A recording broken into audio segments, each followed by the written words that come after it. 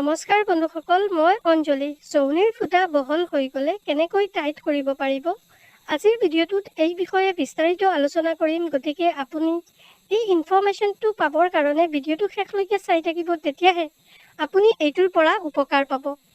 বন্ধুসকল, তাৰ আগত এটা কথা কৈ দিওঁ, আপুনি যদি যৌন সমস্যাৰ যিকোনো কথা মোৰ লগত পাৰ্চনেলিভাৱে পাতিব খোজে বা তেনেকুৱা আপোনাৰ সমস্যা আছে, সমস্যাত পৰি আছে আৰু সেই সমস্যাটোৰ সমাধান পাব খোজে, তেতিয়াহ'লে আপুনি মোৰ হোৱাটছএপত কণ্টেক্ট কৰি কথা পাতিব পাৰিব।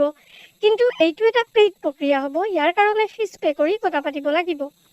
এতিয়া আহোঁ মূল আলোচনিক বিষয়লৈ। চাওক বন্ধুসকল, মূল আলোচনিক বিষয়টো হ'ল যে মহিলাসকলৰ যৌনিৰ ফুটাটো বহল হৈ গ'লে কেনেকৈ টাইট কৰিব পাৰিব।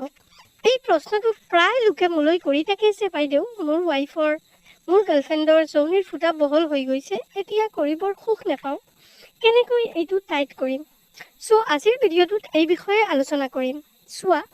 যৌনিৰ ফুটা বহল হৈ যোৱা এইটো এটা স্বাভাৱিক প্ৰক্ৰিয়া, কাৰণ এগৰাকী মহিলাই যেতিয়া এক্টিভ হিচাপত যৌন মিলন কৰে, তেতিয়া তাইৰ যৌনিৰ ফুটাটো বহল হৈ যায়।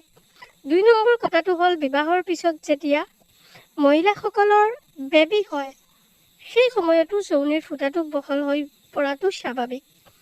এতিয়া যদি যৌনিৰ ফুটাটো বহল হৈ যায়, তেতিয়াহ'লে সমস্যাই কি দেখা দিব? তেতিয়াহ'লে আপোনাৰ বেছিক কেইবাটা সমস্যাই দেখা দিয়ে। যেনেকৈ আপোনাৰ প্ৰব্লেমটো হ'ল, যেনেকৈ আপুনি কৰোঁতে সুখ নাপাব, মিলন কৰাৰ সময়ত দুয়োজন মানুহে ভাল নাপাব, দুয়োজন মানুহ ছেটিছফাই নহ'ব ভালকৈ। সেইটোৱেই সমস্যা প্ৰধান। এতিয়া মাৰ্কেটত কি উপায় আছে যাৰ ফলত এই যৌনিৰ ফুটাটো বহল হৈ গ'লে টাইট কৰিব পাৰি? চাওক, মাৰ্কেটত তেনেকুৱা এফেক্টিভ কোনো ট্ৰিটমেণ্ট নাই। আমি যদি এল'পেথিক ট্ৰিটমেণ্টৰ কথা কওঁ, তেতিয়াহ'লে তলফালে দুটামান চিলাই দি যৌনিখন টাইট কৰিব পৰা যায়। কিন্তু মেডিচিনৰ সহায়ত মাৰ্কেটত তেনেকুৱা এফেক্টিভ মেডিচিন কোনো নাই। আমি এটা ট্ৰিটমেণ্ট প্ৰভাইড কৰোঁ, যিটো স্পেচিফিক ট্ৰিটমেণ্ট হয়, যিসকল কোৱালিফাইড হয় সেইসকলেহে প্ৰভাইড কৰে। সেই ট্ৰিটমেণ্টটো যদি আপুনি লয় আৰু সেই ট্ৰিটমেণ্টটো আমাৰ কথামতে ইউজ কৰে, তেনেহ'লে ইয়াৰ পৰা আপুনি নিশ্চয় এটা সহজ আৰু ভাল এটা ৰিজাল্ট পাবলৈ সক্ষম হ'ব।